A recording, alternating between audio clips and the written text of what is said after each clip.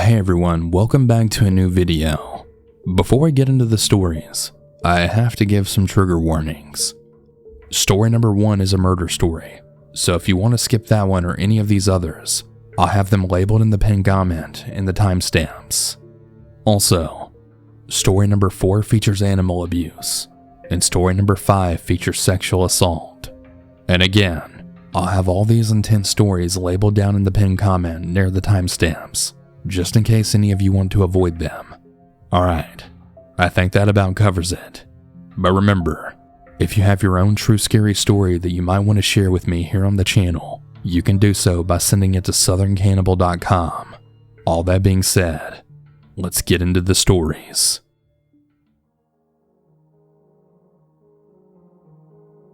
Back in 2012, we moved into these apartments called Elliott's Crossing. They have 3 flights, and we moved to the 3rd floor. Fast forward to late 2016, and a younger couple moves into the 1st floor apartment. I very rarely saw the young woman who moved in, but coming in from work, I'd see the guy, and something about him just always gave me the creeps.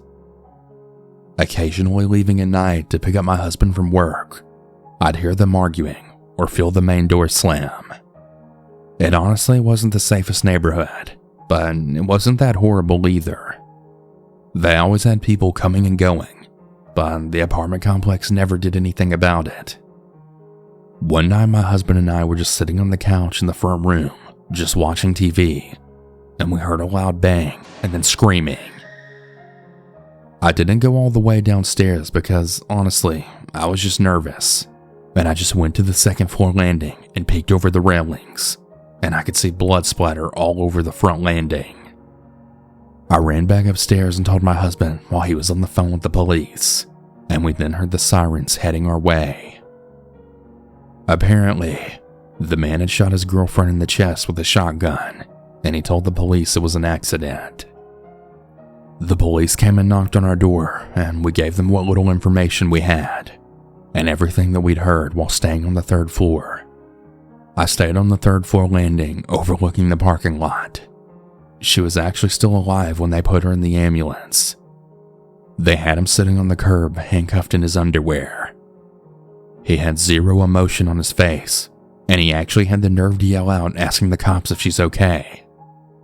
I watched as they eventually put him in the back seat and hauled him away. Of course, they couldn't block off the whole 1st floor hallway. So after all the pictures were taken and I guess they were done, they just closed off the apartment. My lovely complex didn't even bother to clean off the blood, so some of the neighbors had to do it. I did find out from the news later on though that the girl did pass away, and she was only 21. This story happened when I was around 6 or 7. I'm the youngest, and I have 3 older sisters. All of them are prevalent in this story. I'll give their names and roughly how old they were when this happened. I've also changed the names for privacy. So the oldest is Mackenzie, who is either 15 or 16, then May, who is 12 or 13, and then Maylee, who is about 8 or so. We grew up in the backwoods of Oklahoma, where our nearest neighbor was about a mile away. Right around this time, Mackenzie had started a job working for a local grocery store, which means she wasn't usually there when we rode the bus. The bus ride would take a very long time. We would get out of school at 3:30, but we wouldn't be home until almost 5:30, and sometimes even 6. Anyways, we had this one neighbor who we always saw drive past our driveway whenever we were dropped off. He was always in this beat-up rusted Chevy pickup. That's how we knew it was him. We always just figured he was just getting home from work or something. Now, this neighbor was old, like 60s, maybe even pushing early 70s. We had never once spoken to him. Maybe our dad had, but we'll never know. Moving on to our first encounter with him, it all happened during one of our breaks from school. Both of my parents were at work when he popped up. Me and Maylee were downstairs watching TV, and I was sitting in my dad's giant lazy boy chair, which was right next to the giant sun window that almost went from the floor to the ceiling. I always opened the blinds because I was a huge fan of natural sunlight. As I'm watching the show, Maylee yells at me to get down and away from the window. I'm confused and I turn my attention to the window, where this decrepit old guy is just standing there staring at me with the gross smile that shows his pearly yellows. I flip shit and hit the floor and start crawling to the stairs. Both May and Mackenzie hear this and they rush downstairs.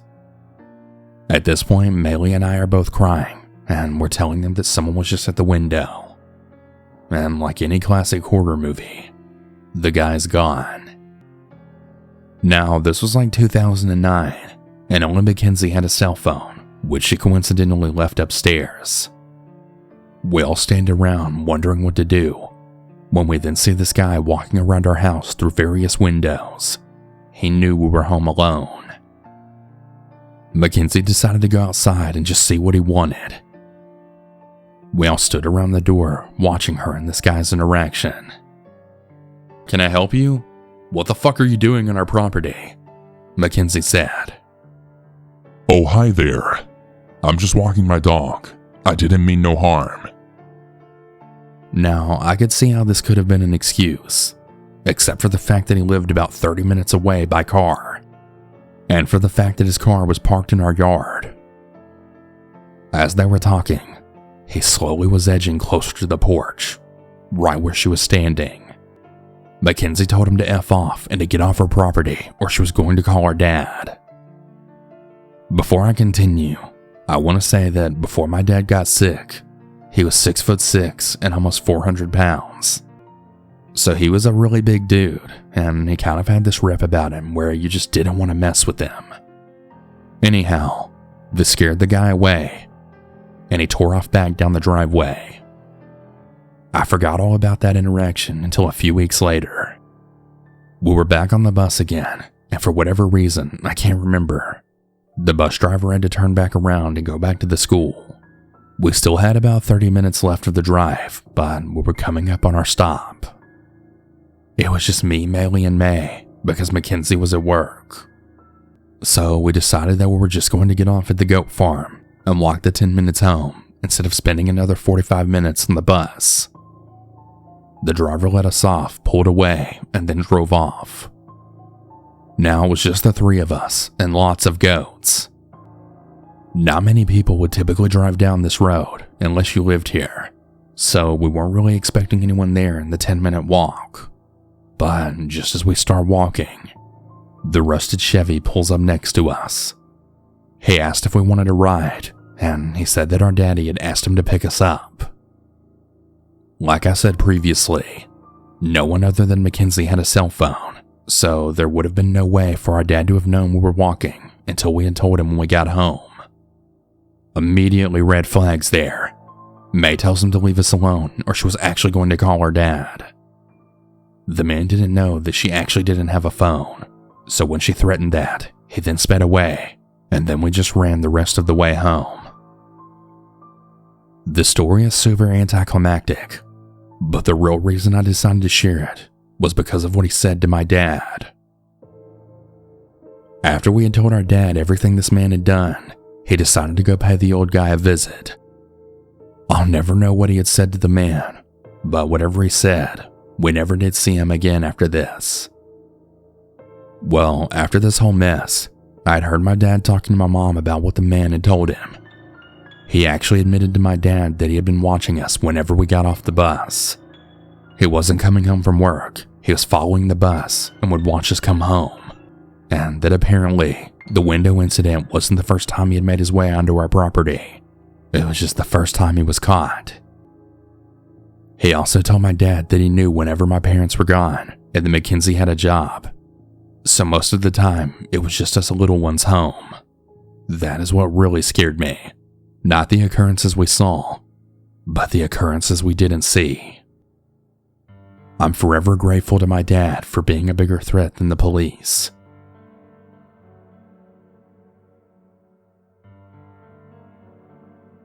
This happened a few weeks ago.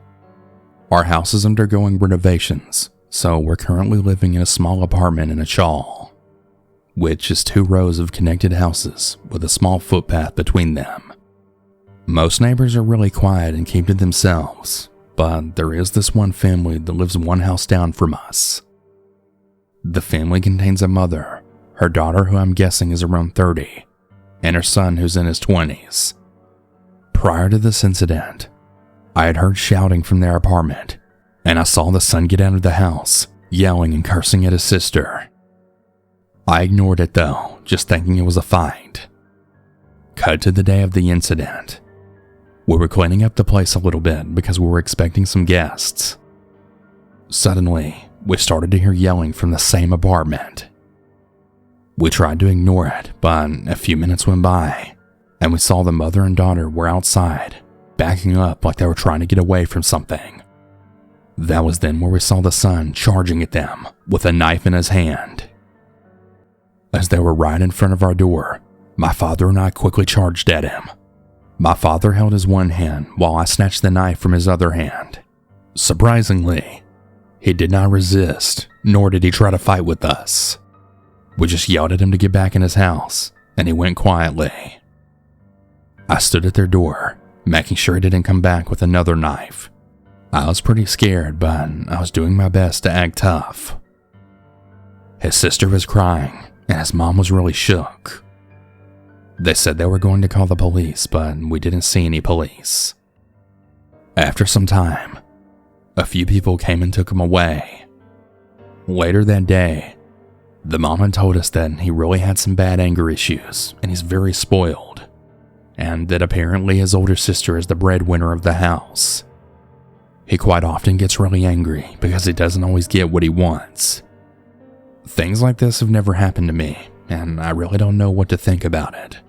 But what's really messed up to me is the son is actually back in their apartment, and they're all living under the same roof again. I haven't heard any shouting or any more screaming from the apartment yet, but if anything happens, I'll give an update.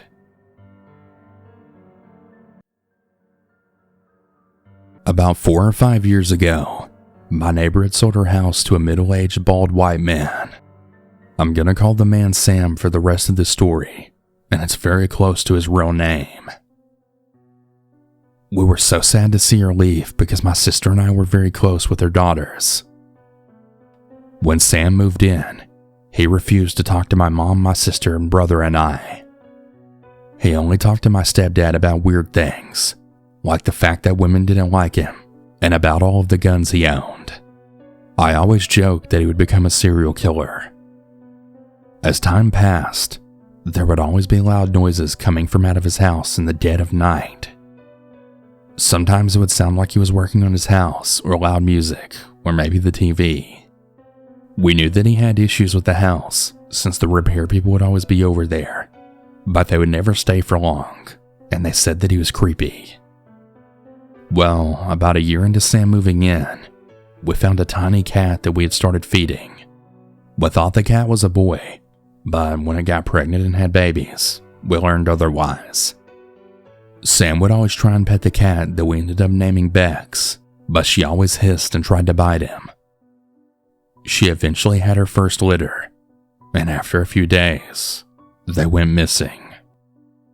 I thought maybe the mama cat had moved them or something, but she would always look for them in Sam's yard, and she never found them.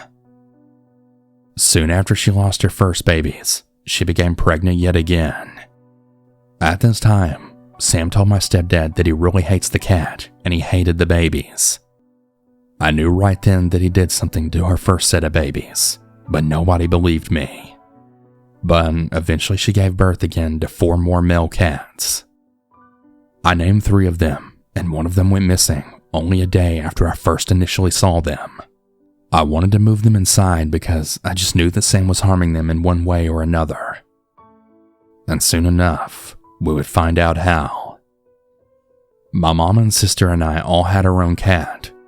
We cared for them all, and they all liked and trusted me the most because I would feed them and check up on them many times a day.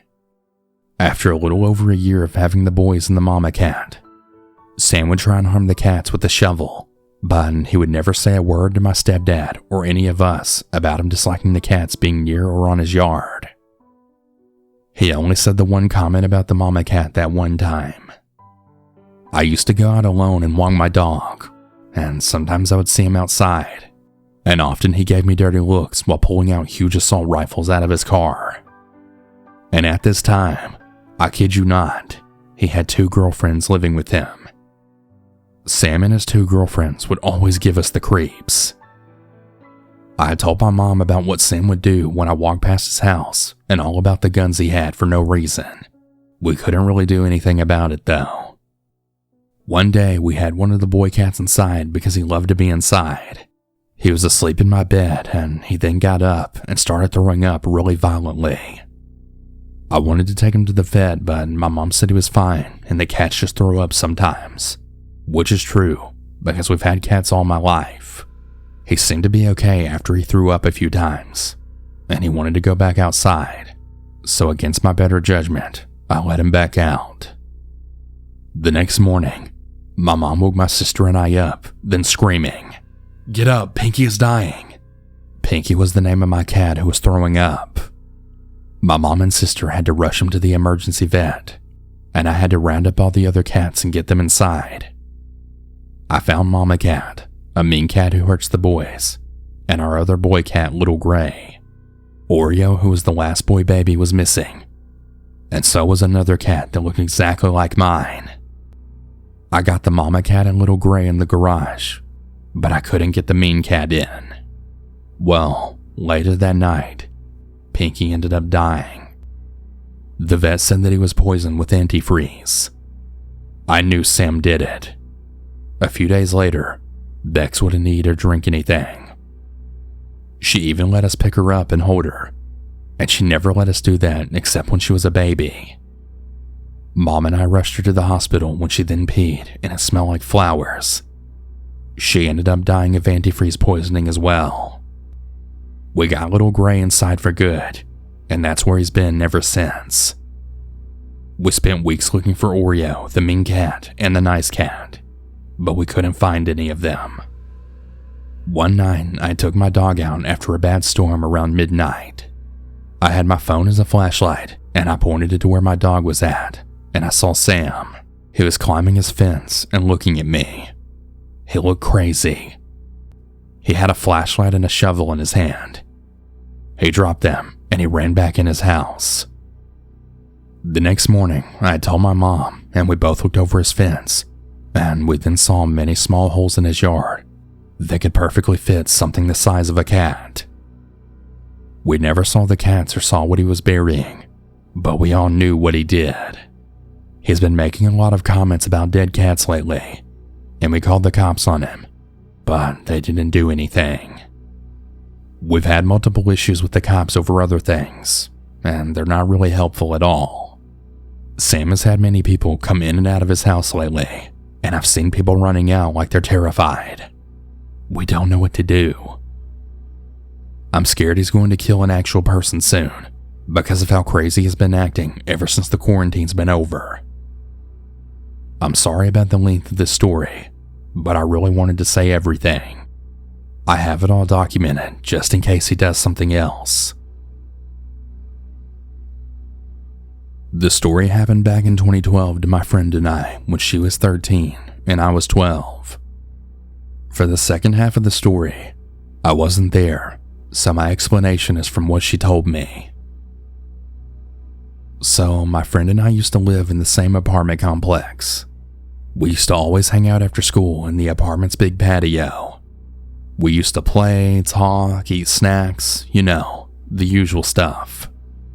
Well, one day while we were out, we heard a bunch of kids talking about how this new neighbor started selling snacks.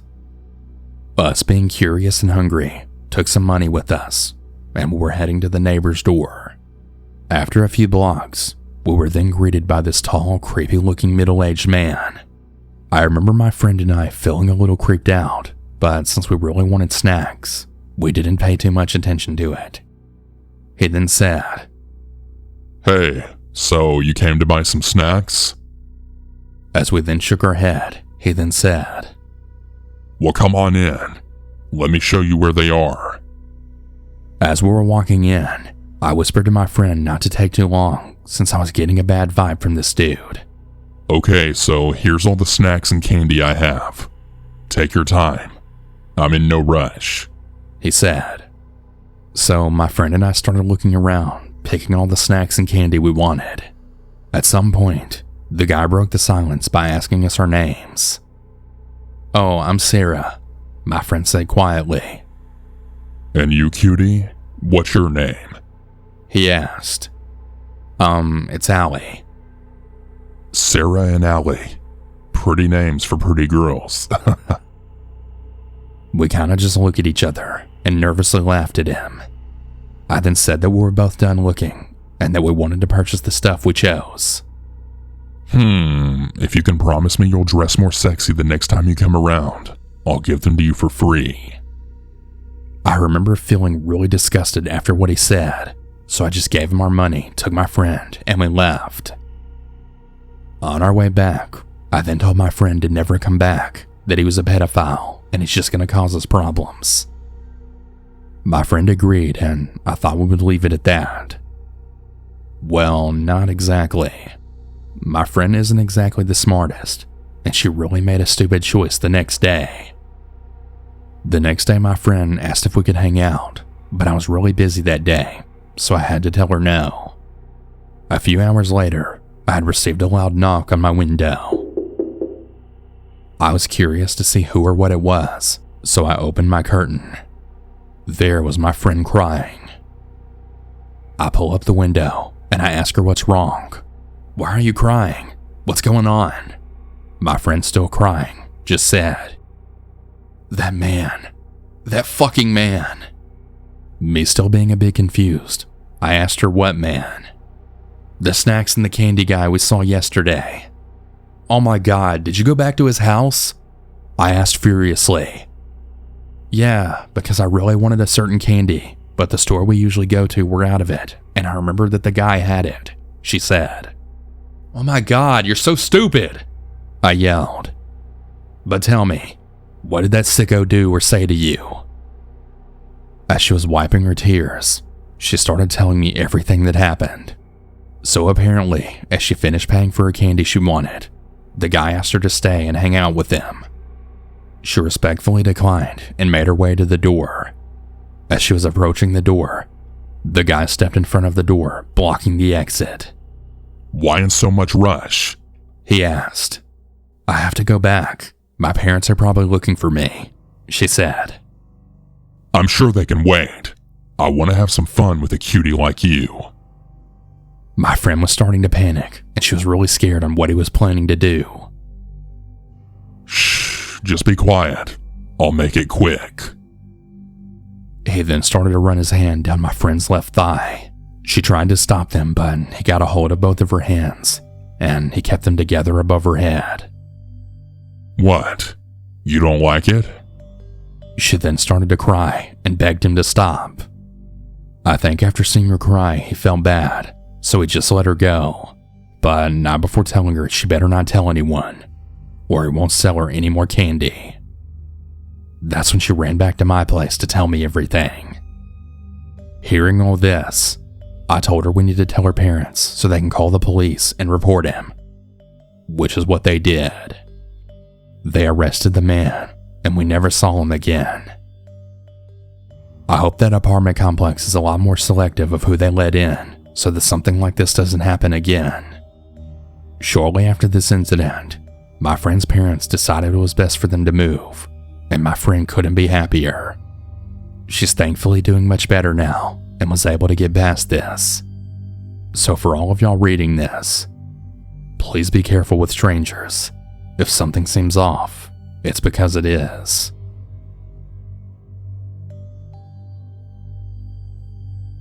For some background information, I'm a 15-year-old female, and at this time, my family and I moved to Florida about 6 years ago. We live in a very safe, gated community, so I never really thought anything that crazy would happen. From the time we moved in, we never really knew our next-door neighbor. We never saw her out of her house or ever leave to go anywhere. For some information, the outside of her house is a disaster. overgrown bushes, tall grass, and things like that. The very first time that I ever ran into her sent a chill down my spine.